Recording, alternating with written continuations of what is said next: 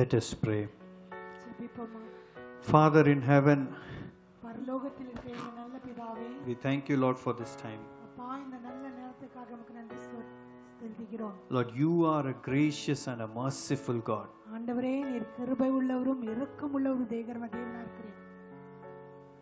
Lord, there is no measure for how much you love us, Lord.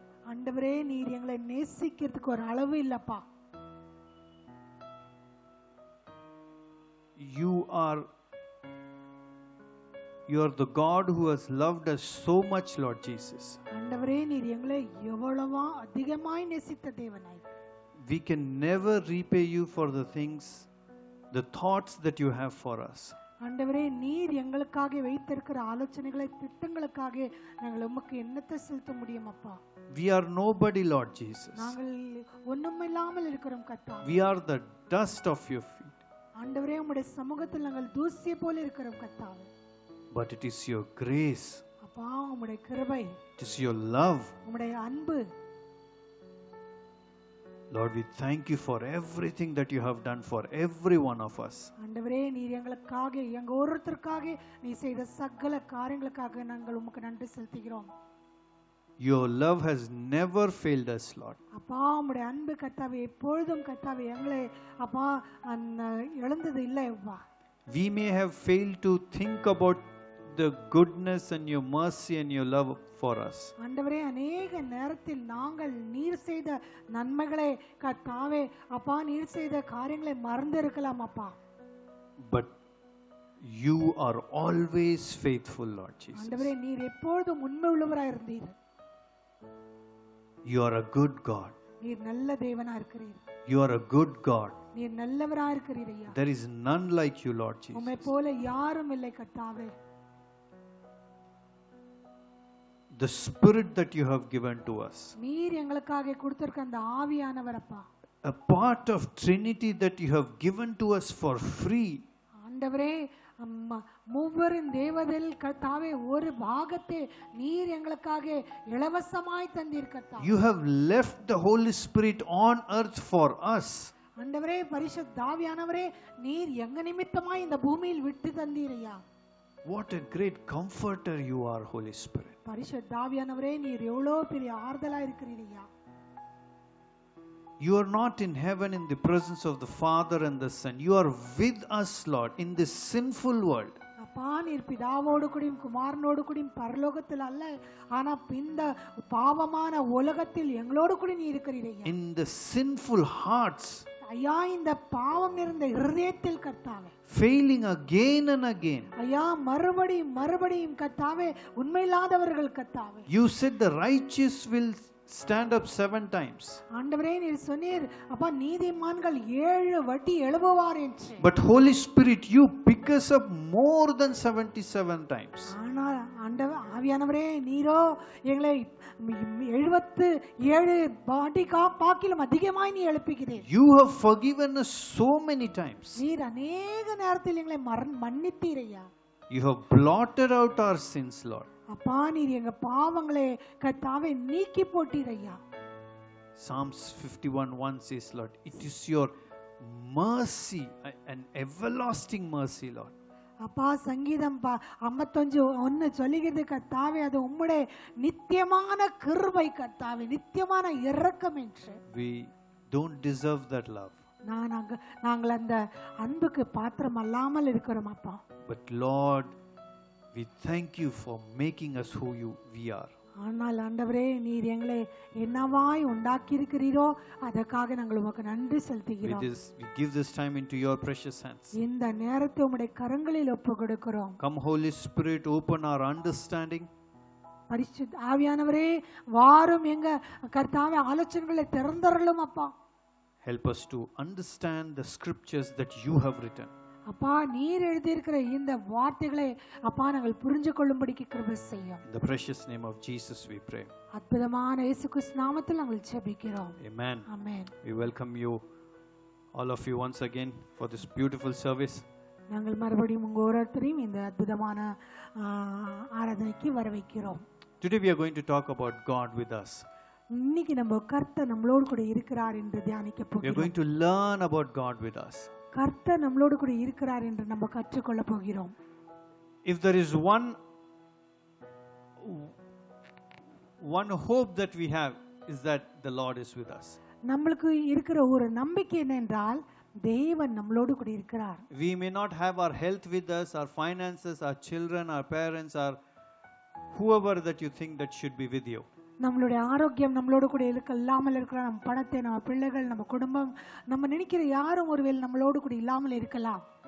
But let us see what the Bible teaches when the Bible says God is with us. வேதம் சொல்லுகிறது கர்த்தர் நம்மளோடு கூட இருக்கிறார். அதுக்கு அர்த்தம் என்ன என்று நம்ம இன்னைக்கு பார்ப்போம். We'll turn to John chapter 2. யோவான் 2வது அதிகாரத்தை நம்ம பார்க்கும்போது John chapter 2 யோவான் 2 verse 23. 23வது வசனம்.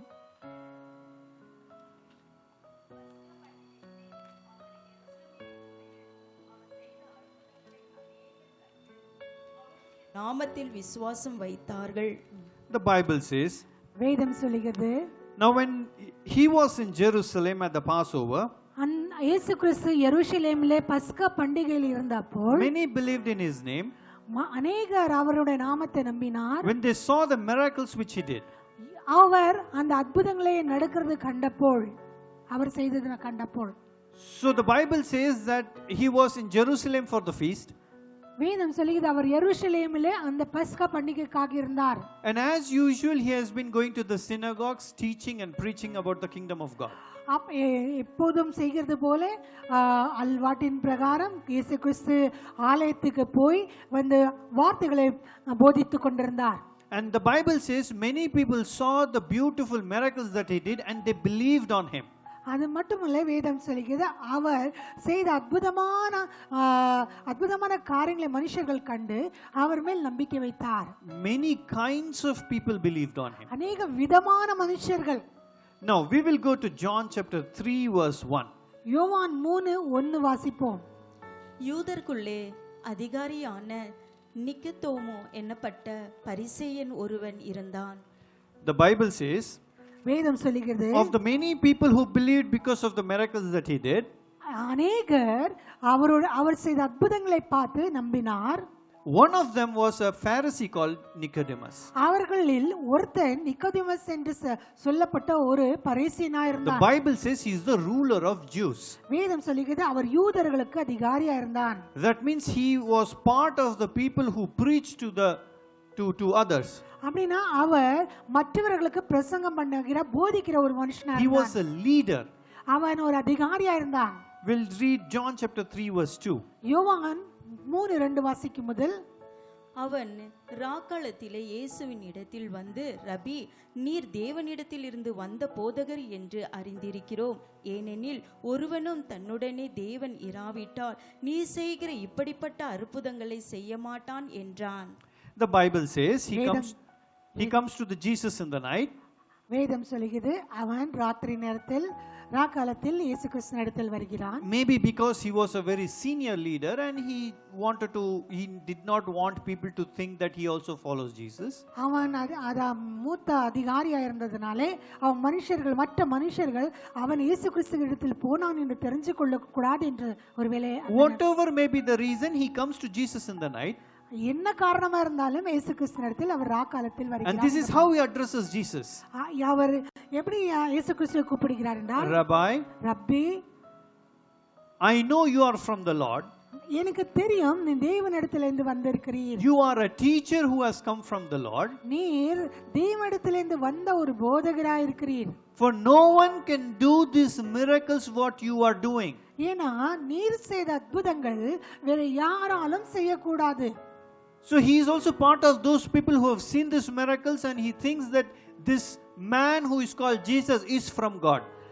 So இந்த மனுஷனும் இயேசு கிறிஸ்து செய்த அற்புதங்களை கண்டவராய் இருக்கிறார். மட்டுமல்ல இயேசு கிறிஸ்து தேவனிடத்திலிருந்து வந்தவராய் இருக்கிறார் என்று நம்புகிறான். And then he says one line. அதுக்கப்புறம் அவர் சொல்கிறார், For no man can do these miracles யாரும் இந்த அற்புதங்களை செய்ய முடியாது that you are doing except God is with him. கர்த்தர் அவரோடு கூட இல்லாவிட்டால் ஒருத்தராலும் இந்த காரியத்தை செய்ய முடியாது. What he is saying is, I know you are a true teacher because you have come from God. அவன் சொல்றதுக்கு அர்த்தம் என்னென்றால், நான் எனக்கு தெரியும் நீ உண்மையான ஒரு போதகராக இருக்கிறீர், ஏன்னா நீர் அவர் பேசுகிற காரியங்கள் நீங்க தேவனிடத்திலிருந்து வந்தவராக இருக்கிறீர். How do I know that you have come from God? நீங்கள் தேவனிடத்திலிருந்து வந்தவர் என்று நான் எப்படி தெரிஞ்சுக்கொள்வேன்? Because the miracles that you are doing. ஏன்னா நீர் செய்த அற்புதங்கள். And how can you do these miracles? இந்த அற்புதங்களை நீங்கள் எப்படி செய்ய முடியும்? When the Lord God is with you. தேவனாகிய பிதா உங்களோடு கூட இருக்கும் முதல். Then you can do these miracles. அப்பொழுது நீங்கள் இந்த அற்புதங்களை செய்யக்கூடும். Which is very fair assessment of what the Pharisee thinks. அது சரியான ஒரு சாதாரண ஒரு நன்மையான நல்லான ஒரு பரிசேயர் சொல்லுகிற ஒரு நல்ல There is காரியம். nothing wrong in what he said. அவர் சொன்னதில் எந்த தப்பும் இல்ல. Of course you have to come from God to do the miracles. தேவனிடத்தில் வந்தாதான் வந்து அற்புதங்களை செய்ய முடியும். And God has to be with you to do these miracles. கர்த்தர் உங்களோடு கூட இருக்க வேண்டும், அப்பதான் இந்த அற்புதங்களை நீ செய்ய But முடியும். look at the answer that Jesus gives. ஆனா கிறிஸ்து சொன்ன பதிலை பாருங்கள். Look at the answer in the John chapter 3 verse 3. 3வது வசனத்தை.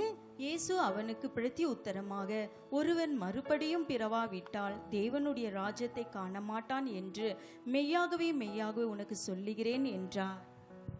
Now if somebody comes and tells you that I know you are a teacher from God because the miracles that you are doing you can only do because the God is with you. ஒருவேளை யாராவது வந்து உங்களிடத்தில் வந்து சொல்லலாம், நீங்கள் எனக்கு தெரியும் நீங்கள் தேவனிடத்திலிருந்து வந்து போதகராக இருக்கிறீர்கள், நீங்கள் செய்கிற அற்புதங்களை நான் கண்டிருக்கிறேன் அப்படின்னு தேவன் உங்களோடு கூட இருக்கிறார். Your answer will be different. உங்களோட பதில் வித்தியாசமா You will இருக்கும். thank him and tell this is all because of the grace of the Lord. நம்ம என்ன பண்ணுவோம், நன்றி சொல்லி நம்ம சொல்லுவோம் இது எல்லாம் தேவனுடைய கிருபையினால் மட்டும்தான். People will say that because the hand of the Lord is upon you, that is why you are able to do all this. மனுஷர்கள் நம்மளை பார்த்து சொல்லலாம், தேவனுடைய கரம் உங்களோடு கூட இருக்கிறதுனால நீ இந்த காரியங்கள் எல்லாம் செய்கிறீர். But Jesus answers in a very different way. ஆனா இயேசு கிறிஸ்து வித்தியாசமான விதத்தில் He சொல்கிறார். says, அவர் சொல்கிறார், Verily, verily I say unto thee, நான் நிச்சயமாக சொல்லுகிறேன், no one can see the kingdom of God unless he is born again. ஒருத்தரும் தேவனுடைய ராஜ்யத்தில் கடந்து போக மாட்டார் அவர் மறுபடியும் பிறக்காவிட்டால். This is not the answer the Pharisee was expecting. அந்த பரிசேயர் இந்த விதமான பதிலை எதிர்பார்க்கல. Now if you go back to John chapter 2 verse 24, யோவான் 2:24 வாசித்து பார்க்கும்போது, when he saw that people were believing on him because of the miracles that he was doing, அவன் மனுஷர்கள் அவர் மேல் நம்பிக்கை வைத்து அவர் செய்கிற நன்மைகளை கண்டு அற்புதங்களை கண்டு அவர் மேல் விசுவாசத்தை வைக்கிறது கண்டபோல், Bible says in John 2:24, but Jesus did not commit himself unto them because he knew all men.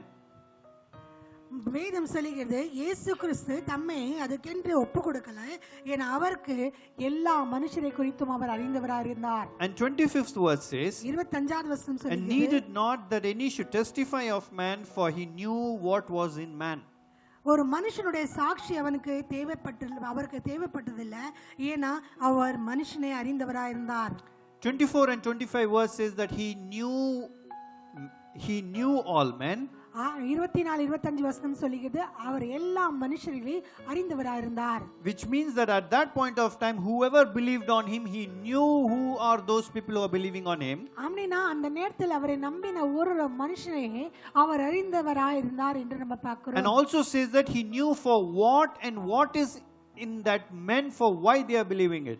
மட்டுமல்ல அவர் எதற்காக நம்புகிறார், அவர் எந்த எதிர்பார்ப்போடு நம்புகிறார் என்றும் அறிந்தவராக இருந்தார். Now when the Pharisee also addresses the same way, பரிசேயனும் அதே விதத்தில் சொல்கிறான். Jesus says, இயேசு சொல்கிறார், you cannot enter into the kingdom இந்த தேவ ராஜ்யத்தில் நீ பிரவேசிக்க unless you are born again. நீ மறுபடியும் பிறக்காவிட்டால். Now the Pharisee is confused and he says, how can I be born again? அந்த பரிசேயன் அற்புதப்படுகிறான், சந்தேகப்படுகிறான், குழம்பி இருக்கிறான், நான் எப்படி மறுபடியும் பிறக்க முடியும்? Jesus was not answering to the Pharisee for the question he asked. பரிசேயன் கேட்ட கேள்விக்கு கிறிஸ்து பதில் கொடுக்கல. He answered to the intention with which he asked. ஆனால் அவருடைய அந்த கேள்விக்கு பின்னாடி இருந்த அந்த ஆலோசனைக்கு கர்த்தராக இயேசு கிறிஸ்து Because he knew what was in him. ஏன்னா அவருக்கு அவனுக்குள் இருந்த காரியம் He was addressing to the question that is in his heart. அவருடைய இதயத்தில் இருக்கிற அந்த கேள்விக்கு அவர் பதில் கொடுத்தார். The real reason behind which he is asking. அதன் அவர் கேட்கிற கேள்விக்கு பின்னாடி இருக்கிற காரணத்துக்கு பதில் கொடுத்தார். Sometimes we ask God something and God gives a very different answer. அநேக நேரத்தில் கர்த்தர் நம்மளோடு கூட அநேக காரியங்களை சொல்லுகிறார், நம்மளும் வித்தியாசமான விதத்தில் அவருக்கு பதில் கொடுக்கிறோம். God never answers for the questions that we ask. கர்த்தர் நம்ம கேட்ட கேள்விகளுக்கு எப்பொழுதும் பதில் கொடுக்க மாட்டார். He will give us the answer for which He will give that kind of answer what we are actually supposed to know. நம்மளுக்கு என்ன தெரிஞ்சு கொள்ளணுமோ அந்த விதமான பதில் தேவன் கொடுக்கிறார். Most probably the Pharisee would be thinking, பரிசேயன் ஒருவேளை நினைச்சு இருந்திருக்கலாம், I am doing the same thing that this gentleman is doing. இந்த இயேசு கிறிஸ்து செய்கிற காரியத்தை நான் செய்து கொண்டிருக்கிறேன். In fact, I am even more regular than him. நான் எப்போ ஏதோ ஒரு நேரத்தில் செய்கிறேன், நான் ஏதோ தொடர்ந்து செய்கிறேன். I know more scriptures than him. நான் அவரை பார்க்கிலும் அதிகமான வார்த்தைகளை அறிந்திருக்கிறேன். Why is he able to do the miracles and I am not able to do it? ஏன் அவரால் அற்புதம் செய்யக்கூடாது, என்னால் கூடாமல் போகிறது? How is it possible that he can do and I cannot do? அவரால் செய்யக்கூடும், என்னால் ஏன் செய்யக்கூடாமல் போகிறது? Can God be with me as he is with Jesus? இயேசு கிறிஸ்துவோடு கூட இருந்த போல தேவன் என்னோடு கூட இருக்க முடியுமா? Look at the answer that Jesus gives. இயேசு கிறிஸ்து கொடுத்த பதிலை பாருங்கள். He is not telling him, yes, of course you can do, you fast and pray, you will do it. அவர் கொடுத்த பதிலே, நிச்சயமா நீ கூட செய்ய முடியும், நீ கூட உபாசித்து ஜெபிக்க வேண்டும், நீ செய்ய முடியும் என்று. Look at Jesus' answer. இயேசுவின் பதிலை பாருங்கள். He says, அவர் சொல்கிறார், verily, verily, I say unto you, except you be born again, you cannot see the kingdom of God. நான் நிச்சயமாக உனக்கு சொல்கிறேன், ஒருத்தன் மறுபடியும் பிறக்காவிட்டால் அவன் தேவனுடைய ராஜ்யத்தை பார்க்க முடியாது. Born again. மறுபடியும் பிறக்கிறவன். Born again of the Holy Spirit. பரிசுத்தாவினால் மறுபடியும் பிறக்க வேண்டும். Now Jesus begins to explain him what born again means. இயேசு கிறிஸ்து அவனுக்கு சொல்லுகிறார், மறுபடியும் பிறக்கிறதுக்கு அர்த்தம் என்ன? Because he knows what is in him. அவனுக்குள் இருந்த காரியத்தை இயேசு அறிந்திருந்தார். He is trying to explain him what he actually needs. அவனுக்கு என்ன தேவையோ அதை கர்த்தராக இயேசு கிறிஸ்து போதிக்கிறார். John chapter 3 verse 5 says, யோவான் 3:5 பார்க்கிறோம். இயேசு பிரதியுத்தரமாக, ஒருவன் ஜலத்தினாலும் ஆவியினாலும் பிறவாவிட்டால் தேவனுடைய ராஜ்யத்தில் பிரவேசிக்க மாட்டான் என்று மெய்யாகவே உனக்கு சொல்லுகிறேன். The Bible says, வேதம் சொல்லுகிறது, unless you are born of the water and of the Holy Spirit, you cannot enter into the kingdom of God. நீ ஜலத்தினாலும் ஆவியினாலும் பிறக்காவிட்டால் நான் தேவனுடைய ராஜ்யத்துக்கு பிரவேசிக்க முடியாது என்று நிச்சயமாக சொல்லுகிறேன் என்று கர்த்தர் சொல்கிறார். So what Jesus is trying to tell him that, listen, the first thing you need to do is to know that you have to be born again by the Holy Spirit. இயேசு கிறிஸ்து அவனுக்கு சொல்கிறார், முதலாக நீ தெரிஞ்சுக்கொள், நீ பரிசுத்தாவினாலே மறுபடியும் பிறக்க வேண்டும். And then you can enter into the kingdom of God. அதுக்கு அப்புறம் நீ தேவனுடைய ராஜ்யத்தில் பிரவேசிக்க முடியும். In the kingdom of God, தேவனுடைய ராஜ்யத்தில், there is where the Lord is with you. அங்கேதான் தேவன் உங்களோடு கூட இருக்கிறார். Outside the kingdom of God, the Lord is not with you. தேவனுடைய ராஜ்யத்துக்கு வெளியாய் விபரீதமாய் கர்த்தர் உங்களோடு கூட இல்லை. You may be the leader of the church. நீங்கள் சபைக்கு அந்த லீடரா இருக்கலாம். You may know the Torah better than me. என்னை பார்க்கிலும் அதிகமாக உங்களுக்கு வேதம் தெரிஞ்சிருக்கலாம். If you are not in the kingdom, you are not with God. ஆனால் நீங்கள் தேவனுடைய ராஜ்யத்தில் இல்லாவிட்டால் நீங்கள் தேவனோடு கூட இல்லாவிருக்கிறீர்கள். In the same chapter he gives another beautiful scripture. அதே அதிகாரத்தில் அவர் மிகவும் அதிசயமான ஒரு வார்த்தை சொல்லுகிறார். John 3:16. 16வது வசனம். For God so loved the world that he gave his only begotten son. தேவன் உலகத்தை எவ்வளவாய் நேசித்தார்னா அவருடைய ஒரே ஒரு குமாரன். For whosoever believes on him shall have eternal life. யார் அவருக்குள் தன் நம்பிக்கை வைக்கிறார்களோ அவர்கள் நித்திய ஜீவனை பெறுவார். He shall not perish but have eternal life. அவர் அழிந்து போகாமல் நித்திய ஜீவனை பெறுவார். So he is explaining the Pharisee the two most important things that he needs to have. அந்த பரிசேயனுக்கு ரெண்டு காரியத்தை, மகத்துவமான காரியத்தை அவர் புரிய வைக்கிறார் என்று பார்க்கிறோம். Born again by the Holy Spirit. பரிசுத்தாவினால் மறுபடியும் பிறக்கிறது. And know that God loves you. தேவன் உங்களை நேசிக்கிறார் என்று அறிந்து, And if you believe him, you will not perish. நீங்கள் நம்பினா நீங்கள் அழிந்து போக மாட்டீர். Now the Pharisee thought that I know what the Bible says. அவன் சொல்லி நினைச்சிருக்கலாம், எனக்கு தெரியும் வேதம் என்ன சொல்லுகிறது என்று. But Jesus is telling him there are things that you do not know the things that are written in the Bible, but you have not paid attention to it. ஆனால் இயேசு கிறிஸ்து அவருக்கு சொல்லுகிறார், இந்த வேதத்தில் எழுதி இருக்குது, ஆனால் அநேக காரியங்களை நீ தியானித்து இருக்க மாட்டாய் என்று அவனுக்கு காரியங்களை விவரிக்கிறார். Now this is what the Pharisee saw, இதுதான் பரிசேயன் பார்த்தான். that he is doing all the miracles. If you are doing God, I know you are from the Lord. That is why God is with you and you are able to do these miracles. அந்த பரிசேயர் கண்டது என்னென்றால், நீர் அற்புதமான காரியங்களை செய்கிறீர்கள், நீங்கள் அற்புதமான காரியங்களை செய்கிறீர்கள், எனக்கு தெரியும் இது தேவனால் மட்டும்தான் கூடும், தேவன் உங்களோடு கூட இருக்கிறார், அதனால் தான் செய்கிறீர் என்று.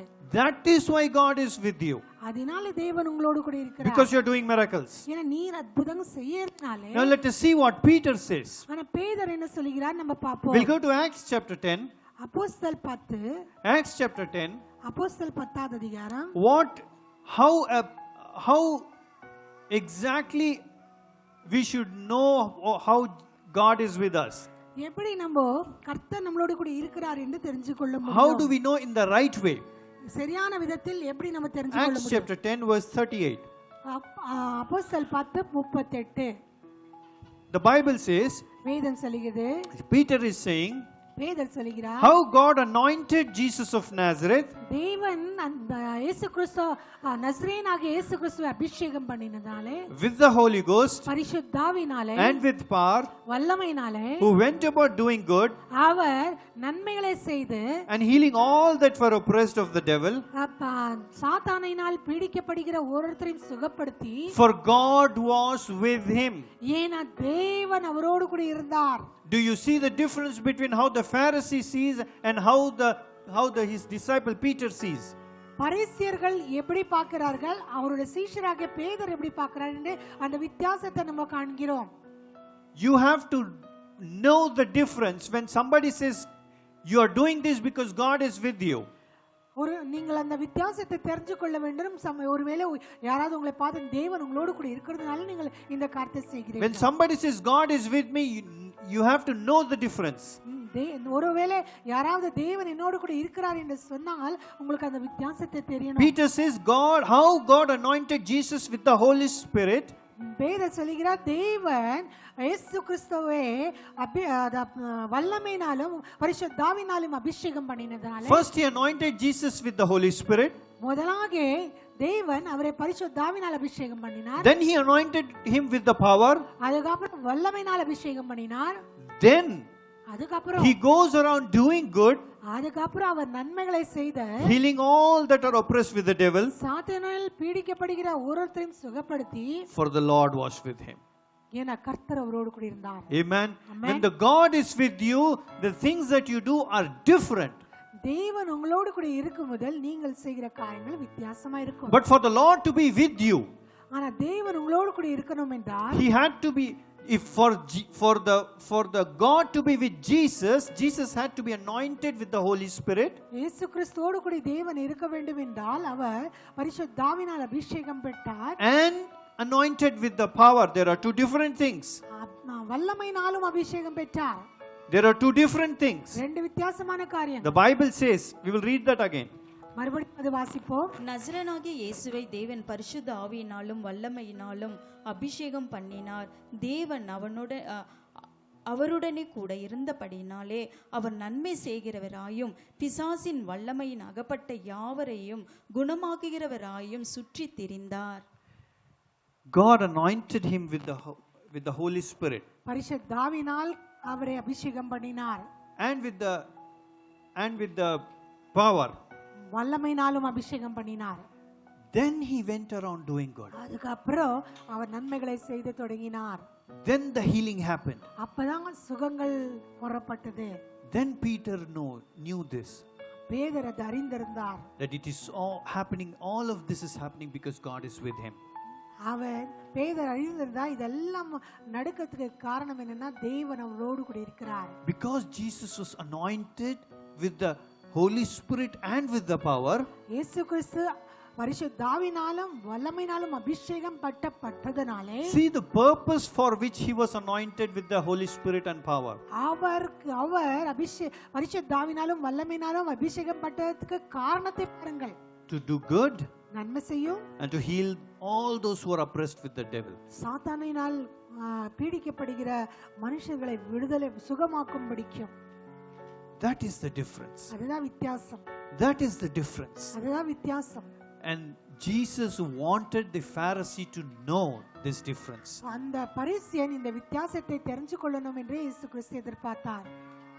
When somebody says God is with us, யாராவது நம்மளோடு கூட பார்த்து சொல்லிக்கிறார் தேவன் உங்களோடு கூட இருக்கிறார், know and realize நீங்கள் தெரிந்து கொள்ள வேண்டும், உணர வேண்டும்.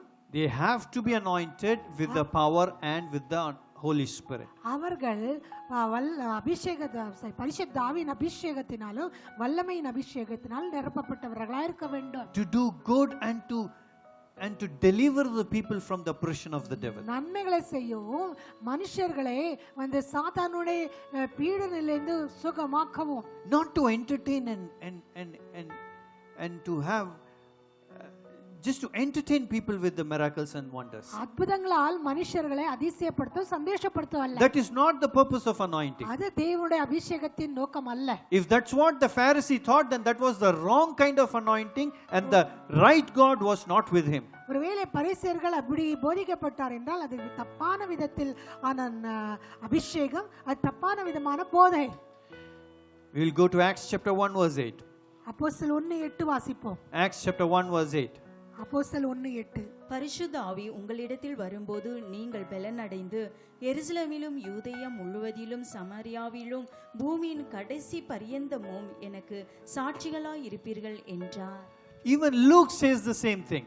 லூக்கும் அதே காரியத்தை சொல்லுகிறார். You will receive the power நீங்கள் வல்லமை பெற்றுக்கொள்வீர்கள் after the Holy Spirit has come upon you. பரிசுத்த ஆவியானவர் உங்க மேல் வந்த பிறகு. So they clearly make a distinction between the Holy Spirit and the power. அவர் பரிசுத்த ஆவிக்கும் வல்லமைக்கும் வித்தியாசத்தை சொல்லுகிறார். Because they want us to know that there is a difference. அவர் நம்ம வித்தியாசம் உண்டு என்று தெரிந்து கொள்ள விரும்புகிறார். And then the Bible says that you shall be my witnesses. அதுக்கு அப்புறம் வேதம் சொல்லுகிறது நீங்கள் எனக்கு சாட்சிகளா இருக்க வேண்டும். So first comes the anointing of the Holy Spirit. முதலாக பரிசுத்த ஆவியின் அபிஷேகம் வருகிறது. Second comes the anointing of the power. இரண்டாவது வல்லமையின் அபிஷேகத்தை பார்க்கிறோம். Then comes the witness. அதுக்கு அப்புறம் சாட்சிகளா இருக்கிறோம். So we know what is anointing of the Holy Spirit and the anointing of the power. நம்ம எல்லாருக்கும் தெரியும் பரிசுத்த ஆவியின் அபிஷேகம் என்ன என்றும் வல்லமையின் அபிஷேகம் என்ன என்றும். Then what is this witness? அப்ப சாட்சிகள் என்று சொன்னால் என்ன? Witness is nothing but God with us. Witness சாட்சி என்று சொல்லும் முதல் வேற ஒன்றும் இல்லை, கர்த்தர். When you are doing good and delivering people from the oppression of the devil, the Lord is with you. நீங்கள் மற்றவர்களுக்கு நன்மை செய்து மற்றவர்களை சாத்தானின் கரத்திலிருந்து விடுவிக்கிறீர் என்றால் நீங்கள் தேவன் உங்களோடு கூட இருக்கிறார் என்ற அர்த்தம். நீங்கள் சாட்சிகளா இருக்கிறீர்கள். That is being a witness. அதுதான் சாட்சி. That is what Jesus did. அதுதான் இயேசு கிறிஸ்து செய்தார். He says, I don't want people to tell me what kind of witness I am supposed to do. இயேசு கிறிஸ்து வந்து மனுஷர்கள் நான் யார் என்று நான் செய்கிற சாட்சிகள் என்ன என்று சொல்ல தேவையில்லை என்று சொல்கிறார். If we come back to John chapter 2 verse 25, he says that he needed not any that should testify of man, for he knew what was in man. யோவான் 2:25 பார்க்கும் முதல் அவர் சொல்கிறார், அவர் மற்றவர்கள் அவரை குறித்து என்ன சாட்சி சொல்லுகிறார் என்று தெரிந்து கொள்ள தேவையில்லை, ஏன்னா மனுஷர்கள் என்னவா இருக்கிறார் என்று நான் அறிந்திருக்கிறேன் என்று சொல்கிறார். Their testimony does not have any purpose. அவருடைய சாட்சிகளுக்கு எந்த காரணமும் இல்லை. Because they did not believe the Lord in the right way. ஏன்னா அவர் கர்த்தரை சரியான விதத்தில் நம்பாமல் இருந்தார். But when the Pharisee came and Jesus wanted to make sure that he knows what is the real meaning of God with us, because he is going to go and teach others. பரிசேயன் வந்தபோல் கர்த்தராகிய தேவன் அவன் சரியான அர்த்தத்தை புரிந்து கொள்ள வேண்டும் என்று விரும்புகிறார், ஏன்னா அவன் மற்றவர்களுக்கு போய் சொல்ல வேண்டும். That is why Jesus takes time to explain him in John chapter 3. அதனால் தான் இயேசு கிறிஸ்து நேரத்தை எடுத்து அவனுக்கு விவரிக்கிறார் என்று பார்க்கிறோம். Now the Pharisee is going back with the knowledge of what is God being with us means. இப்பொழுது இந்த பரிசேயன் திருப்பி போக முதல் கர்த்தர் நம்மளோடு கூட இருக்கிறதுக்கு அர்த்தம் என்ன என்று தெரிஞ்சு போகிறார். Just because we do miracles, that doesn't mean God is with us. நம்ம அற்புதங்களை செய்யும் முதல் கர்த்தர் நம்மளோடு கூட இருக்கிறார் என்ற அர்த்தம் அல்ல. If you see anybody anywhere claiming that God is with us, check their life. ஒருவேளை யாராவது தேவன் அவரோடு கூட இருக்கிறார் என்று சொன்னால் அவருடைய வாழ்க்கையை நீங்கள் சோதித்து பாருங்கள். Now we know what witness means. சாட்சி என்று சொன்னால் என்ன என்று நமக்கு தெரியும். God with us. தேவன் நம்மளோடு கூட இருக்கிறார். How God is with us. எப்படி தேவன் நம்மளோடு கூட இருப்பார்? When we are doing good for others. நம்ம மற்றவர்களுக்கு நன்மை செய்யும் முதல். When we are delivering people of their oppression. மனுஷர்கள் பாதிக்கப்பட்ட பிசாசு காரியங்களால் பாதிக்கப்பட்ட மனுஷர்களுக்கு விடுதலைப்படுத்துகிறோம் என்றால். Not only that. அது மட்டுமல்ல. We will come to Luke chapter 4. லூக்கா 4வது அதிகாரத்துக்கு வருவோம். We know what we just understood about witness means. நம்ம சாட்சியை குறித்து புரிந்து கொண்டோம். We know what the anointing of the Holy Spirit is. பரிசுத்தாவின் அபிஷேகம் என்றால் என்ன என்று தெரிந்து கொண்டோம். Then what is the anointing of the power? அபிஷேகம் அத வல்லமையின் அபிஷேகம்னா என்ன என்று பார்ப்போம். There was a time when Jesus breathed upon the disciples and say, you receive the anointing. இயேசு கிறிஸ்து சீஷர்கள் மேலே சுவாசத்தை ஊதி நீங்கள் அபிஷேகத்தை பெற்றுக்கொள்ளுங்கள் என்று They were filled with the Holy Spirit. அவர்கள் அபிஷேகத்தினால் நிரப்பப்பட்டார். Beyond that there is nothing written. அதுக்கு அப்புறம் எதுவும் எழுதப்படல. Even in the Acts we see that the anointing comes on the 120 people who are gathered in the upper room. அப்போஸ்தலர் முதல் அதிகாரத்தில் நம்ம பார்க்கிறோம் 120 பேர் காத்திருந்த மனுஷர்கள் மேல் அபிஷேகம் வந்தது. That is just the anointing of the Holy Spirit. அது தேவனுடைய பரிசுத்தாவின் அபிஷேகம் மட்டும்தான். We'll turn to Luke chapter 4. லூக்கா 4வது அதிகாரத்துக்கு போவோம். In Luke chapter 4, Jesus has just been baptized. இயேசு கிறிஸ்து அபிஷேகம் பெற்ற பிறகு and he has come out of the John the Baptist baptizes Jesus and he sees the Holy Spirit come in the form of a dove and resting upon him. யோவான் baptism கொடுக்கிற யோவான் இயேசு கிறிஸ்துக்கு ஞானஸ்தானத்தை கொடுத்த பிறகு வந்து இயேசு கிறிஸ்து மேல பரிசுத்த ஆவியானவர் ஒரு புறாவை போல கடந்து வந்தது நம்ம பார்த்தார். We'll read Luke chapter 4 verse 1. லூக்கா 4:1 வாசிப்போம். இயேசு பரிசுத்த ஆவியினாலே நிறைந்தவராய் யோர்தானை விட்டு திரும்பி ஆவியானவராலே வனாந்தரத்திற்கு கொண்டு போகப்பட்டு. The Bible says, வேதம் சொல்கிறது, Jesus being full of the Holy Ghost, இயேசு கிறிஸ்து பரிசுத்த ஆவியினால் நிரப்பப்பட்டு returned from Jordan யோர்தானில் திரும்பி and was led by the Spirit into the wilderness. ஆவியானவராலே வனாந்தரத்துக்கு நடத்தப்பட்டார். Now the Bible says he was filled with the Holy Spirit. வேதம் சொல்கிறது அவர் அபிஷேகத்தினால் நிரம்பியிருந்தார். And that Spirit leads him to the wilderness. அந்த அபிஷேகம் அவரை வனாந்தரத்துக்குள் நடத்தினது. Then read the next verse. அடுத்த வசனத்தை வாசிப்போம். 40 நாள் பிசாசினால் சோதிக்கப்பட்டார். அந்த நாட்களில் அவர் ஒன்றும் புசியாதிருந்தார். அந்த நாட்கள் முடிந்த பின்பு அவருக்கு பசி உண்டாயிற்று. The Bible says, வேதம் சொல்கிறது, 40 days the devil tempts Jesus. 40 நாட்கள் இந்த சாத்தான் அவரை சோதித்தான். 40 days. 40 நாட்கள். We do not know what kind of temptations he went through. நம்மளுக்கு எந்த விதமான சோதனைகளில் கடந்து போனார். But once the temptations are done, ஆனால் அந்த சோதனைகள் முடிஞ்சு now the devil again comes to him. மறுபடியும் சாத்தான் அவரிடத்தில் வருகிறான். He says, turn these stones into bread. சாத்தான் சொல்லுங்க, இந்த கல்லுகளை அப்பமாய் மாற்று. Then he takes him to a high mountain and says, and shows all the kingdom and says, if you will worship me, I will give this to you. அவரை அந்த உயரத்தில் எடுத்துன்னு போய் அவர் சொல்கிறார், எல்லாத்தையும் உலகத்தை சகலதும் காட்டி அவர் சொல்கிறார், நீ என்னை ஆராதித்தால் நான் இந்த உலகத்தை எல்லாம் உனக்கு தருவேன். And then he takes to the pinnacle of a temple and he says, you throw yourself down, the angels will come and carry you. அதுக்கு அப்புறம் ஆலயத்தின் உச்சத்தில் எடுத்துக்கொண்டு போய் நீ உன்னை இங்கேருந்து தூக்கி போடு, உன்னுடைய தெய்வ தூதர்கள் வந்து உன்னை தாங்குவார். You know the answer that the Lord gives to him. இயேசு கிறிஸ்து சொன்ன பதில்கள் நமக்கு தெரியும். You know the answer. நமக்கு தெரியும்.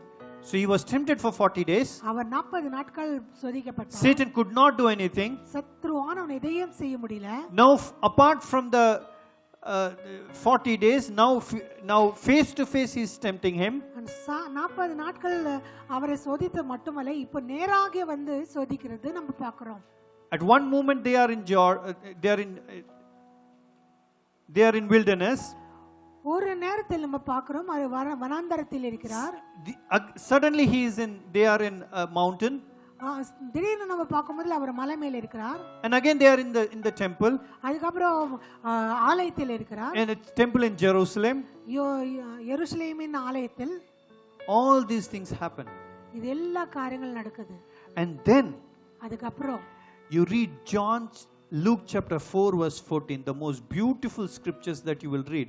லூக்கா 4:14 வாசிப்போம். பின்பு இயேசு ஆவியானவருடைய பலத்தினாலே கலிலேயாவுக்கு திரும்பி போனார். Amen. Amen. First he was filled with the Holy Spirit in Luke chapter 4 verse 1. முதல் வசனத்தில் நம்ம பார்க்கிறோம் அவர் பரிசுத்தாவினால் நிரப்பப்பட்டவராய் போனார். And when he overcame the devil, அந்த சாத்தானை அவர் ஜெயித்த பிறகு in the spirit and in the flesh, our மாம்சத்திலும் ஆவியிலும், then the Bible says, வேதம் சொல்கிறது, Luke chapter 4:14, 4:40 சொல்கிறது, 14 சொல்கிறது, then Jesus returned in the power of the Spirit into Galilee. பரிசுத்தாவின் வல்லமையில் அவர் கலிலேயாவுக்கு திரும்பினார். That is the real power. அதுதான் உண்மையான வல்லமை. The power is when you and I overcome the devil. நம் வல்லமை என்று சொல்லும் முதல் சாத்தானை நீயும் நானும் ஜெயிக்கிறதுதான். The Bible says in the last days everybody will be anointed. வேதம் சொல்லுகிறது கடைசி நாட்களில் எல்லாரும் அபிஷேகப்படுவார். True, they will be anointed. நிச்சயமா அவர் எல்லாரும். But how many of us are going to overcome the devil with the anointing that we have received? ஆனால் நம்ம பெற்றுக்கொண்ட அந்த அபிஷேகத்தினால் எவ்வளவு பேர் சாத்தானை ஜெயிக்க போகிறோம்? How many of us are going to stand up like Jesus and quote scriptures and overcome him? இயேசு கிறிஸ்து எப்படி வேதத்தை சொல்லி அந்த சாத்தானை ஜெயித்தானோ அப்படியாக நம்ம எவ்வளவு பேர் சாத்தானை ஜெயிக்க போகிறோம்? That is why Bible says that when you overcome the devil, நீங்கள் சாத்தானை ஜெயிக்கும் முதல், when you overcome the devil, நீங்கள் சாத்தானை ஜெயிக்கும் முதல், then the kingdom of God is for you. அப்போதான் தேவனுடைய ராஜ்யம் உங்களுக்காக இருக்கு. The Bible says in New Testament in one of the places the kingdom of God is for you when you overcome the devil. வேதம் சொல்லுகிறது தேவனுடைய ராஜ்யம் எப்பொழுது உங்களுக்கு இருக்குதா நீங்கள் அத சோதனைகளை ஜெயித்த பிறகு. That is why we have to be very careful and understand the scriptures what the Bible says. அதனால தான் நம்ம மிகவும் ஜாக்கிரதையோடும் நம்ம புரிஞ்சும் வேதத்தை வாசிக்க வேண்டும். We can't run around like Pharisees trying to figure out from the Lord, if you can do the miracles, why I can't do the miracles? பரிசேயனை போல நம்ம தேவனிடத்தில் போய் சென்று ஆண்டவரே நீர் அற்புதத்தை செய்ய முடியுமே ஏன் என்னாலே செய்ய முடியாது? I am doing the same thing that you are doing. நீர் நம்புகிற காரியத்தை தான் நீர் செய்கிற காரியத்தை I come to the church. நான் ஆலயத்துக்கு வருகிறேன். I am also anointed. நானும் அபிஷேகம் பெற்றிருக்கேன். I can also sing and pray. நான் கூட பாடி ஜெபிக்க முடியும். Then you yourself said that if you ask anything in my name and I will give it to you. நீரே சொன்னீர் என் நாமத்தில் நீங்கள் ஏதாவது கேளுங்கள் நான் கொடுப்பேன் என்று. You said that you can do greater things than these. நீர் சொன்னீர் உம்மை பார்க்கிலும் பெரிய காரியங்களை நான் செய்வேன் என்று. Then why am I not able to do it? பின்ன ஏன் நான் என்னால் செய்ய கூடாமல் போகிறது? There is only one answer for that. அதுக்கு ஒரே ஒரு பதில். Anointing of the power. வல்லமையின் அபிஷேகம். Overcoming the devil. சாத்தானை ஜெயிக்கிறது. That gives you the power. அதுதான் உங்களுக்கு வல்லமை தருகிறது. No amount of full anointing that you may receive. எவ்வளோ பெரிய அதிகமான அபிஷேகத்தை நீங்கள் பெற்றால் You may get anointed day after day.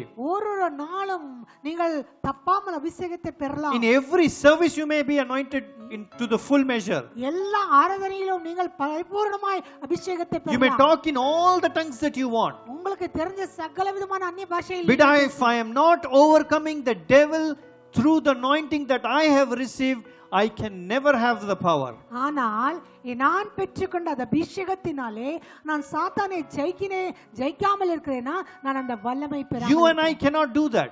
நானும் நீயும் செய்ய முடியாது. We need the power, we need the anointing of the Lord to do that. நமக்கு வல்லமை வேண்டும், நமக்கு The anointing.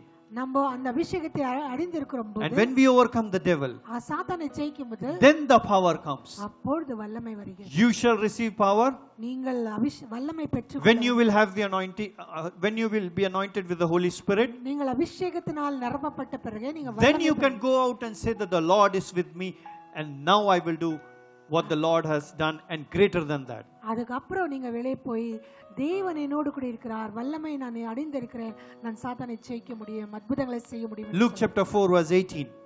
Luca 4:18. Now read what the Bible says. For the first time when Jesus goes to the synagogue, open the scriptures and reads it. இயேசு கிறிஸ்து முதலாக வேதத்தை திறந்து வாசிக்கும் முதல் என்ன சொல்லுகிறார் என்று பார்க்கிறோம். கர்த்தருடைய ஆவியானவர் என் மேல் இருக்கிறார். The Spirit of the Lord is upon me. கர்த்தருடைய ஆவியானவர் என் மேல் இருக்கிறார். தரித்திரருக்கு சுவிசேஷத்தை பிரசங்கிக்கும்படி என்னை அபிஷேகம் பண்ணினார். தரித்திரத்துக்கு சுவிசேஷம் பிரசங்கம் பண்ணி என்னை அபிஷேகம் பண்ணினார். இருதயம் நறுகுண்டவர்களை குணமாக்கவும், சிறைப்பட்டவர்களுக்கு விடுதலையையும், குருடருக்கு பார்வையையும் பிரசித்தப்படுத்தவும், நொறுகுண்டவர்களை விடுதலையாக்கவும்.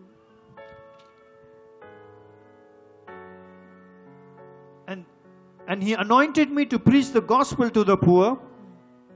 He had set me to heal the brokenhearted, to preach deliverance to the captives, and recovering of the sight to the blind, and to set at liberty them that are bruised, to preach the acceptable year of the Lord. அங்கே நம்ம பார்க்கிறோம், அந்த கர்த்தராகிய இயேசு கிறிஸ்து சொல்கிறார், அப்பொழுது கர்த்தருடைய பரிசுத்த ஆவியானவர் என் மேல் இருக்கிறார். அவர் என்னை அபிஷேகம் பண்ணி சுவிசேஷத்தை பிரசங்கம் பண்ணவும், ஏழைகளுக்கு பிரசங்கம் பண்ணவும், குருடர்களை பார்க்க செய்யவும், ஹிருதயம் நொறுகுண்டவர்களை குணமாக்கவும், சிறைப்பட்டவர்களுக்கு விடுதலையும். Look, when he was anointed, அவர் அபிஷேகம் பெற்ற பிறகு, and when he overcome the devil, அவர் சாத்தானை ஜெயித்த பிறகு, look how everything changed. எப்படி எல்லாம் மாறிச்சு. That is when his ministry started. அப்பதான் அவருடைய Not when he was anointed in the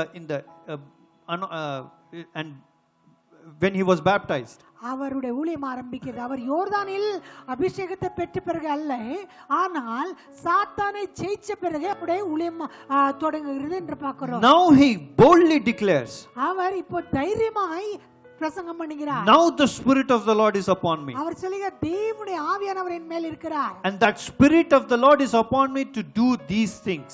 தேவனுடைய ஆவியானவர் இந்த காரியங்களை செய்யும்படிக்கு என் மேல் இருக்கிறார். And if you read the 21st verse, 21வது வசனத்தை வாசிக்கும் முதல், அப்பொழுது அவர் 22nd verse, 22, எல்லாரும் அவருக்கு நற்சாட்சி கொடுத்து அவருடைய வாயிலிருந்து புறப்பட்ட கிருபையுள்ள வார்த்தைகளை குறித்து ஆச்சரியப்பட்டு, இவன் யோசேப்பின் குமாரன் அல்லவா என்றார்கள். See now what the people say. இப்போ மனுஷர்கள் என்ன சொல்கிறார் பாருங்கள். See now what the people say. மனுஷர்கள் என்ன சொல்கிறார் பாருங்கள். John chapter 2, people said different things. யோவான் 2வது அதிகாரத்தில் மனுஷர்கள் வித்தியாசமான காரியத்தை சொன்னார். They believed. அவர் நம்பினார். But now here, ஆனா இங்கே they are witnessing. அவர் சாட்சி சொல்கிறார். He says, who is this man? யார் இவர்? What authority he has? இவருக்கு எந்த அதிகாரம் உண்டு? வல்லமை. Where did this authority come from? இந்த அதிகாரம் எங்கிருந்து வந்துச்சு? Because he was not only anointed, but he overcame. அவர் அபிஷேகத்தை பெற்றவர் மட்டுமல்ல, அவர் சோதனைகளை ஜெயித்தவராயிருந்தார். That is why don't be satisfied by just being anointed and talking in tongues. அதனாலே வெறும் அபிஷேகத்தை பெற்று அந்நிய பாஷையில் பேசுறதுல நீங்கள் திருப்திப்படாதீங்க. That's not enough. அது போதாது. Anointing is not for others. அபிஷேகம் மற்றவர்களுக்காக அல்ல. It is for us. நம்மளுக்காக. For us. நம்மளுக்காக. To overcome the devil. நம்ம சாத்தானை ஜெயிக்கும்படிக்கு. And when we overcome the devil, நம்ம சாத்தானை ஜெயிச்சு விட்ட பிறகு, though the disciples were anointed when Jesus breathed upon him, இயேசு கிறிஸ்துவின் சீஷர்கள் கிறிஸ்து அவர் மேல் சுவாசத்தை ஊதினപ്പോൾ அபிஷேகம் பெற்றவில்லையா? but it is only after they overcome the devil. ஆனால் அவர்கள் சாத்தானை ஜெயிச்ச பிறகுதான். Did they not leave Peter and his brothers? Did they not leave everything and come and follow Jesus? அவர்கள் எல்லாத்தையும் விட்டு, பேதுரும் அவனுடைய சகோதரனும் எல்லாத்தையும் விட்டு கிறிஸ்துவை பின்தொடராமல் இருந்தாரா? But the next time, the second time when they followed Jesus, ஆனா இரண்டாவது வாட்டி அவர் கிறிஸ்துவை பின்தொடர்ந்தപ്പോൾ, this time they did it for real. இப்பொழுது அவர் உண்மையாக செய்தார். Then everything changed in their life. அப்பொழுது அவருடைய வாழ்க்கையில் எல்லாம் மாறிச்சு. Amen. Amen. You will receive power. நீங்கள் வல்லமை பெறுவீர்கள். The anointing is from God. அந்த அபிஷேகம் தேவனிடத்திலிருந்து வருது. It is a gift of God. அது தேவனுடைய ஒரு பரிசா இருக்கு. But the power ஆனா வல்லமை depends upon you and me. உங்க மேலயும் என் மேலயும் ஆதாரப்பட்டிருக்கு. The power does not come from God. தேவனிடத்திலிருந்து வரதல. Anybody can preach the gospel. யார் வேணும்னா தேவனுடைய வார்த்தைகளை சுவிசேஷத்தை There is nothing in the gospel. சுவிசேஷத்தில் எதுவும் இல்ல. The power is in the man who preaches the gospel. வல்லமை எந்த மனுஷன் பிரசங்கத்தை பண்ணுகிறாரோ அவருடைய வார்த்தையில் உண்டு. Amen. Amen. Let